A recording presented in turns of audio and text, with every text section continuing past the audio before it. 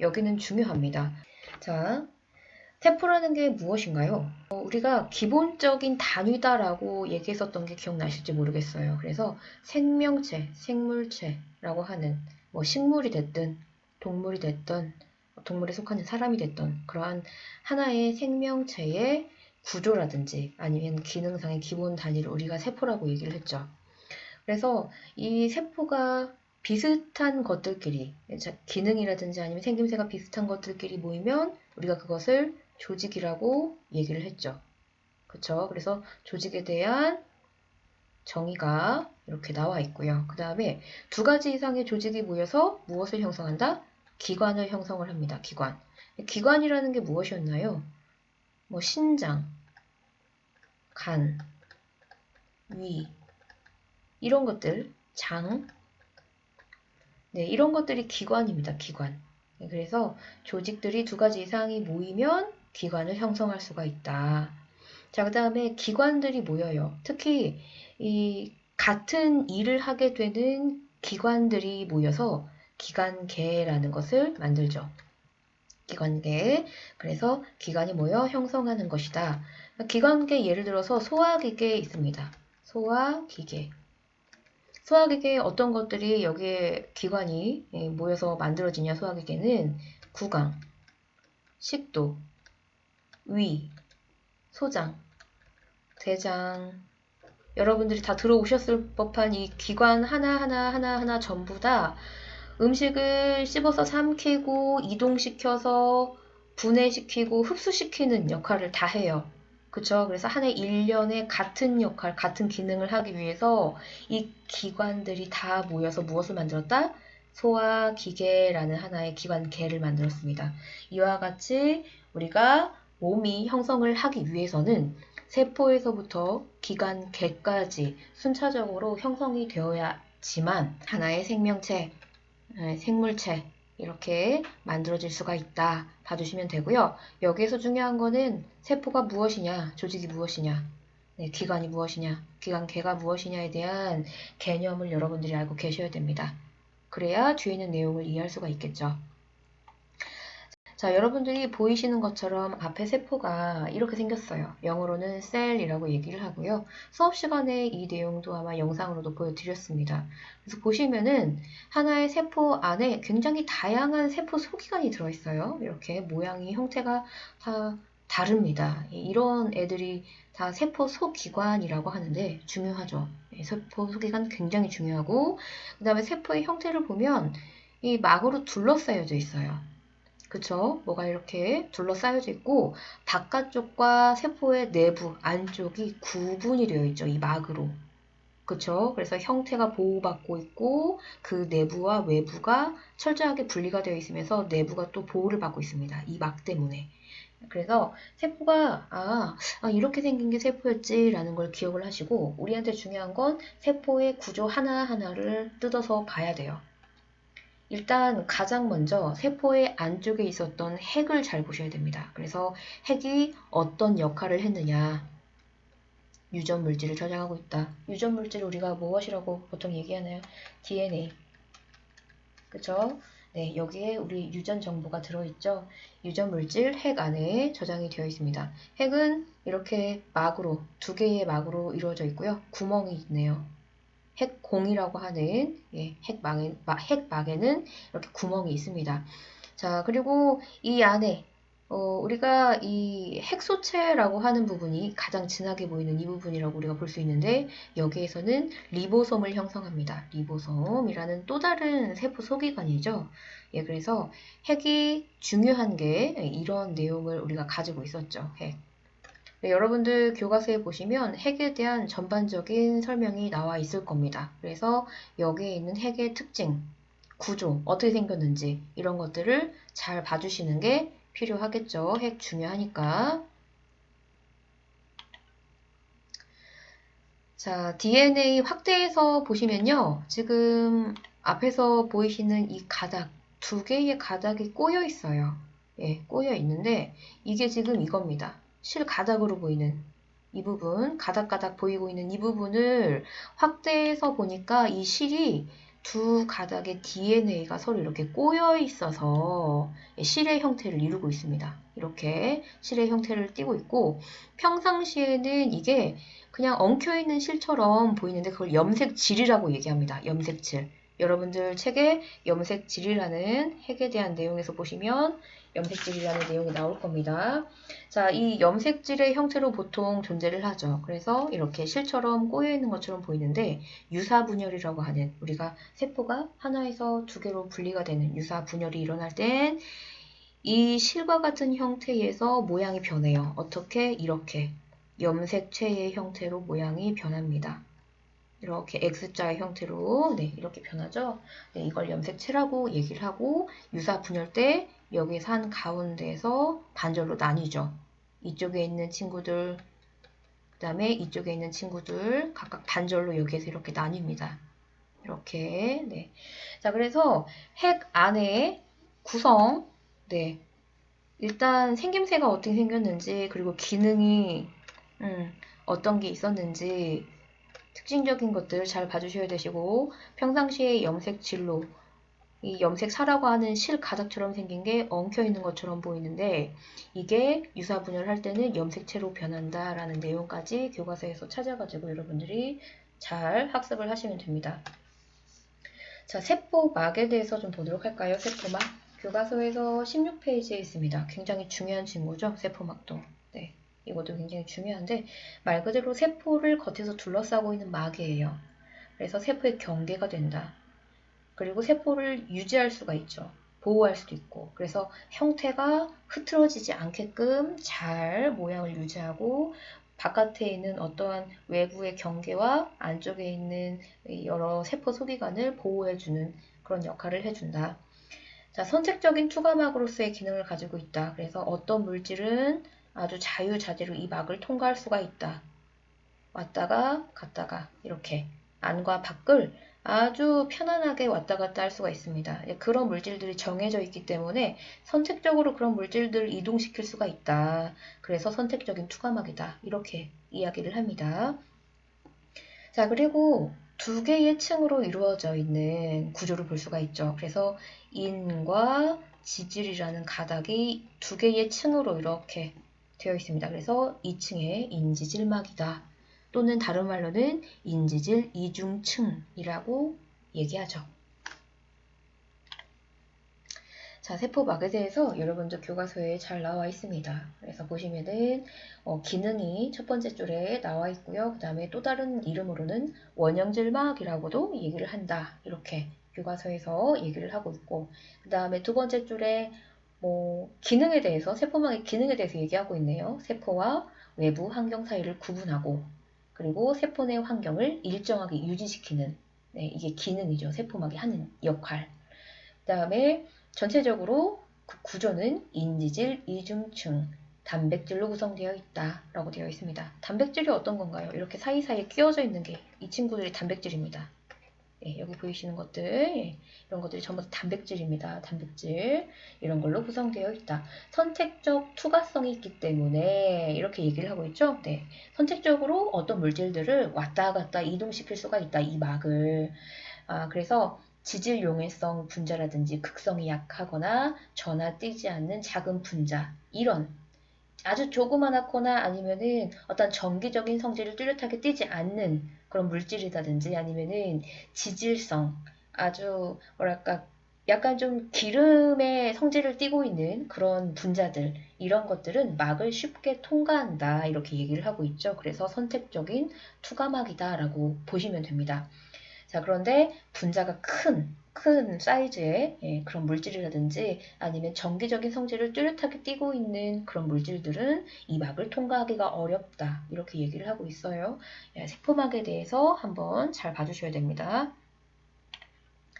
자, 그 다음에 세포질에 대해서 나오고 있는데, 세포질은 말 그대로 세포 안쪽을 가득 채우고 있는 유동성의 물질이라고 보시면 돼요. 안쪽에 이런 세포 소기관들 사이사이에 공간들을 다 빼곡하게 채우고 있다라고 보시면 됩니다. 자, 그 다음에 리보솜에 대해서 한번 보도록 할까요? 리보솜. 자, 리보솜은요, 일단은 핵 안에 가장 중심이었던 핵 속체라는, 이 부분에서 생성이 된다. 그래서 이게 이 핵소체에서 만들어져 가지고요. 핵공을 통해서 핵의 바깥으로 빠져나오게 되죠. 이 친구가 세포질로 이동을 하게 되는데 거기에서 무슨 역할을 하느냐? 자, 단백질을 합성하는 역할을 한다. 리보솜이 어떤 역할을 한다? 단백질을 만드는 역할을 하는구나. 이렇게 봐주시면 됩니다. 그래서 굉장히 중요한 역할을 한다. 이렇게 봐주시면 됩니다. 자, 그리고 보시면은요, 이 친구 같은 경우에는 모든 살아있는 세포에서 관찰이 됩니다. 네, 세포질에 떠다닌다든지 아니면 형질 내세망이라는 세포 소기관에 부착이 되어 있죠. 자, 리보솜이 우리가 부착되어 있는 형질 내세망에 대해서 좀 보도록 할게요. 교과서가 18페이지에 있습니다. 자, 세포 소기관 중에서도 형질 내세망은 두 가지로 구분이 됩니다. 리보솜이 부착되어 있느냐 안 되어 있느냐에 따라서 과립 형질 내세망, 리보솜이 부착되어 있는 거, 여기에 있는 애들 말하는 거예요.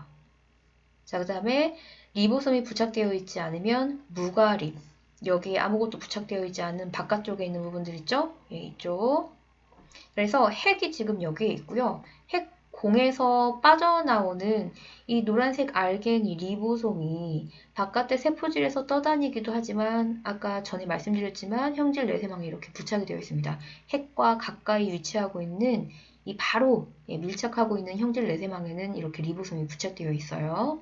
자, 그래서 약간 좀 그 알갱이처럼 과립의 형태를 띠고 있기 때문에 과립 형질 내세망이다. 이렇게 이름을 붙였어요. 자, 그리고 조금 거리가 멀어서 리보솜이 부착되어 있지 않는 이런 형질 내세망도 있죠. 이 친구들을 무과립 형질 내세망 이렇게 얘기를 합니다.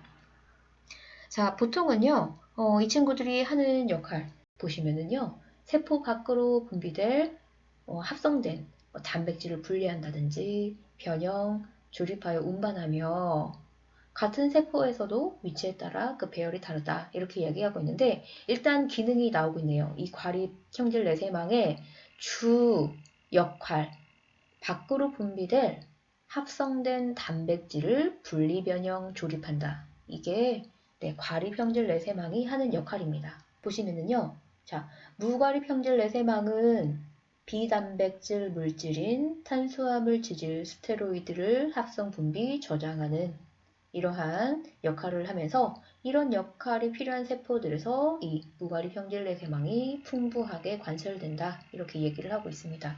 전반적으로 리보솜이 아까 단백질을 만든다 라고 얘기했죠. 이 리보솜이 부착되어 있는 이 형질 내세망은 리보솜과 그대로 연결이 돼서 단백질과 관련된 역할을 합니다. 그래서 단백질을 변형한다든지 분리한다든지 조립해서 운반하는 역할을 하고 리보솜이 부착되어 있지 않으면 단백질과는 상관이 없는 다른 물질, 즉 탄수화물, 지질, 스테로이드와 같은 이런 물질들을 합성, 분비, 저장하는 역할을 한다. 이렇게 봐주시면 됩니다. 골지체는 여러분들 골지체는 앞전에 봤었던 형질 내세망에서 저장하고 있었던 단백질이라든지 아니면 탄수화물 아니면 지질, 스테로이드 이런 물질들을 물방울로 싸서 이동시켜가지고 만들어진 게 골지체입니다. 골지체. 그래서 예전에 수업 때 이 영상 아마 보여드렸을 거예요. 자, 이렇게 형질 내세망에서 물질을 이렇게 포장해요. 싸요. 싸서 바깥으로 내보내서 어디로 보내요? 골지체로 보내고 있어요, 지금. 얘가 골지체예요. 네. 골지체가 자체가 형질 내세망에서 온 물질들이 이렇게 모여가지고 만들어낸 이 세포 소기관이다. 이렇게 봐주시면 됩니다. 그래서 하는 역할은 이 이동해온 이 물질들을 조금 더 좀 변형시킨다든지 합성시킨다든지 저장시키는 역할을 해요. 그래서 지금 단백질에다가 지방을 붙일 수도 있고 단백질에다가 탄수화물을 붙일 수도 있고 그렇게 된다면 이 단순히 단백질이 아니라 하나 뭔가가 달라붙어가지고 이 지금 분자가 변하게 되는 거예요.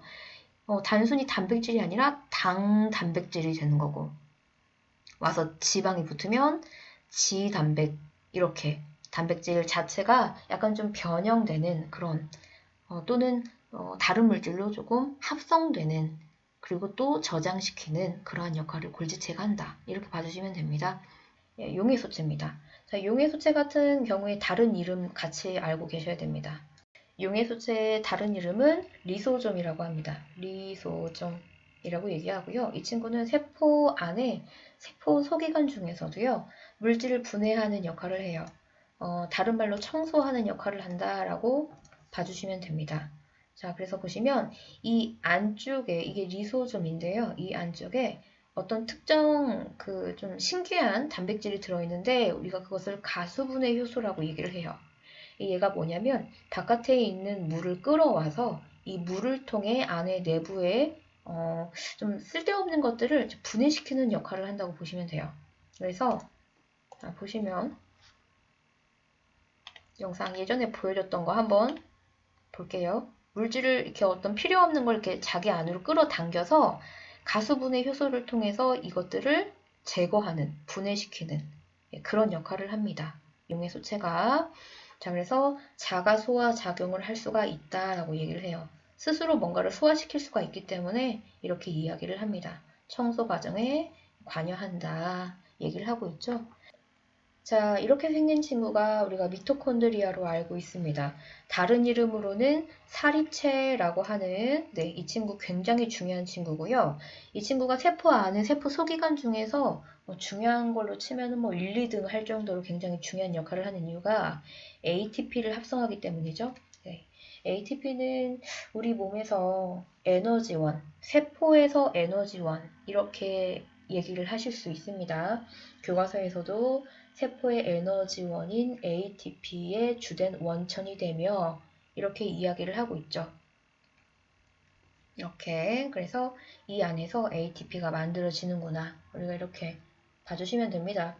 자, 능선이 있습니다. 능선. 그래서 보시면은 안에 이렇게 꼬불꼬불하게 생긴 이게 능선이죠. 이 능선은 내막에 있습니다. 내막. 자, 그리고 외막은 바깥쪽을 둘러싸고 있는 막이에요. 이렇게 바깥쪽을 뭔가 이렇게 둘러싸고 있죠? 네. 미토콘드리아는 보시는 것처럼 외막과 내막으로 이렇게 두 개의 막으로 이루어져 있습니다. 그리고 내막은 능선으로 알려진 주름을 가지고 있다. 이렇게 봐주시면 됩니다. 활성이 높은 세포, 특히 근육과 같이 굉장히 일을 많이 하는 그런 활성이 높은 세포, 근세포 거기에서 발달된 미토콘드리아가 아주 많이 관찰됩니다. 그래서 좀 힘을, 에너지를 많이 필요로 하는 곳에서는 이 미토콘드리아가 많이 관찰되는구나. 이걸 같이 알고 계시면 좋을 것 같아요. 자, 이번에는 조직에 대해서 한번 좀 보도록 할까요? 여러분들이 여기는 중요하게 잘 보셔야 됩니다. 상피조직은 무엇이냐, 결합조직은 무엇이냐, 이걸 여러분들이 구분을 하실 줄 아셔야 돼요. 일단 조직은 말 그대로 세포가 모여서 만든 거기 때문에 조직의 기본 단위는 세포다. 이렇게 얘기를 할 수가 있는 겁니다. 조직이 세포가 없으면 만들어질 수가 없어요. 그쵸? 네, 그렇기 때문에 이와 같은 관계성이 형성이 된다라고 봐주시면 되겠고, 자, 보시면은요. 분화된 세포들이 특정 기능 수행하기 위해서 모여있는 세포 집단을 우리가 조직이라고 얘기를 하죠. 예, 이게 조직에 대한 정의입니다. 이게 조직에 대한 정의니까 잘 봐주시고, 조직이 어떤 것들이 있는지 종류가 나오고 있어요. 우리 몸에서 관찰될 수 있는 조직, 상피조직, 결합조직, 근조직, 신경조직 4가지 종류가 있습니다. 굉장히 중요하죠, 이거. 네. 이건 뭐 제가 중요해가지고 아마 수업을 하면서도 굉장히 많이 강조했을 거예요. 조직의 종류에 대해서. 그 중에서 이 챕터에서는 상피조직과 결합조직에 대해서 한번 좀 보도록 할 것이다. 이겁니다. 이거. 자, 일단 상피조직 먼저 좀 보도록 하겠습니다. 상피조직은요. 일단 특징적인 것을 좀 중요하게 봐주셔야 되는데 상피조직의 특징이 간질이 없다. 간질이 무슨 말이에요? 세포와 세포 사이에 있는 물질을 얘기하는 겁니다. 그래서 간질이 없고 인접한 주변의 세포들과 완전히 밀착이 되어 있는 구조를 띠고 있어요. 이게 상피조직입니다. 얘가 상피조직. 나머지는 지금 결합조직이고요. 얘가 근조직, 신경조직인데 보시면은 상피조직만 유일하게 이 세포들끼리 아주 밀착해서 달라붙어 있어요. 나머지는 좀 떨어져 있잖아요. 보시면. 세포 간질이 없다. 자기들끼리 밀착되어 있다. 이런 특징을 가지고 있습니다. 그 다음에 자, 어디에서 관찰되느냐? 속 안에 아니면 겉에 둘러싸고 있는 부분을 상피 조직이다 라고 얘기하고, 그 다음에 피부, 신체 표면, 피부 쪽 얘기하죠. 상피. 그 다음에 선, 이 액체를 분비하는 우리 구강에서 타액을 분비하는 게 타액선이죠. 이것도 전부 다 상피 조직으로 이루어져 있습니다. 자, 그래서 우리 인체에서는 상피 조직이 어디에 관찰될 수 있구나. 이걸 좀 알고 계시면 될 것 같고. 자, 그 다음에 상피 조직의 특징이 뭐냐? 바로 아래쪽에 위치하고 있는 결합 조직 붙어 있는데, 상피 조직과 결합 조직이 붙어 있는데, 이 경계 부분인 귀접판을 가지고 있다. 이 귀접판을 상피 조직이 가지고 있으면서 결합 조직과 분리가 될 수가 있어요. 귀접판을 가지고 있다라는 특징을 우리가 볼 수가 있고, 재생이 가능하다. 그래서 대표적으로 각질 같은 걸 벗겨낼 때 다시 또 시간 지나면 또 생기고 또 생기고 하죠. 재생이 가능하다. 그리고 혈관이 없기 때문에 뒤꿈치 각질을 벗겨냈을 때 우리가 출혈이 일어나지가 않죠. 네, 혈관이 없으니까 그래요. 그래서 이러한 특징들을 가지고 있고, 역할로서 본다면 상피 조직은 우리 몸에서 보호하는 역할을 하고요. 그 다음에 흡수하는 역할도 할 수 있고요. 예를 들어서 이렇게 피부에 팩을 할 수 있는 것도 흡수하니까 가능한 거고, 음식물을 먹었을 때 소장해서 흡수하는 것도 역시 마찬가지고, 네, 이런 흡수하는 역할, 그 다음에 타액 분비하는 것처럼 이렇게 분비하는 역할까지 상피 조직이 굉장히 역할을 넓은 부분에서 차지하면서 다양하게 하고 있구나라고 봐주시면 됩니다.